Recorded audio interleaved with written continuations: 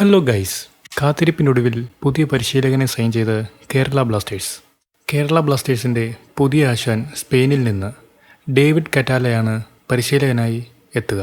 Mikhael Stahre പരിശീലന സ്ഥാനത്തു നിന്നും പുറത്താക്കപ്പെട്ട് മാസങ്ങളുടെ ഇടവേളയ്ക്ക് ശേഷമാണ് പുതിയ ആശാന്റെ നിയമനം. ഔദ്യോഗിക പ്രഖ്യാപനം ഉടൻ ഉണ്ടാവുമെന്നാണ് സൂചന. നിലവിലെ ഇന്ത്യൻ സൂപ്പർ ലീഗ് സീസണിൽ കേരള ബ്ലാസ്റ്റേഴ്സ് പ്ലേ ഓഫ് കാണാതെ പുറത്തായിരുന്നു. 1 വർഷത്തേക്കാണ് കറ്റാലയുമായി ബ്ലാസ്റ്റേഴ്സ് കരാറുണ്ടാക്കിയിരിക്കുന്നത്.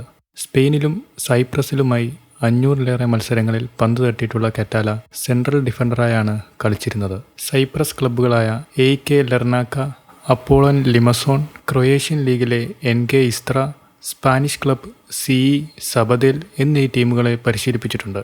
കേരള ബ്ലാസ്റ്റേഴ്സിന്റെ ഭാഗമായത് വലിയ ആദരമാണെന്ന് ഡേവിഡ് കറ്റാല പ്രതികരിച്ചു. ഈ ക്ലബ്ബ് വിജയമർഹിക്കുന്നുണ്ട്. നമുക്ക് ആ ലക്ഷ്യത്തിലേക്കെത്താൻ ഒരുമിച്ച് മുന്നോട്ട് പോകാം, കറ്റാല വ്യക്തമാക്കി. സൂപ്പർ കപ്പിന് മുൻപ് പുതിയ പരിശീലകൻ കൊച്ചിയിലെത്തി ടീമിനൊപ്പം ചേരുമെന്നാണ് ക്ലബ്ബ് വൃത്തങ്ങൾ അറിയിക്കുന്നത്.